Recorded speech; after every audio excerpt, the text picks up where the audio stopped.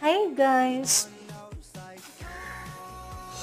Yan po pala yung time na dumating na po yung parcel ng asawa ko. Yan yung unang-unang pinangarap po ng asawa ko na magkaroon po siya ng cleaner. Ilang araw din po namin yung inaantay. Kaya sobrang saya po ng asawa ko. Excited na po siyang buksan yung parcel ko. Pinapainggit niya pa nga yung mga kasamahan niya dyan po. Sabi niya mukhang bago nga daw. Amoy bago. Sana nga daw din hindi po scam.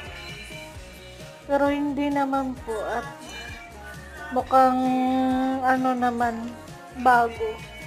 Yun, sobrang tawa ako ng asawa ko at deserve naman niya po na magkaroon ng ganyang bagay po at saka pinaghirapan na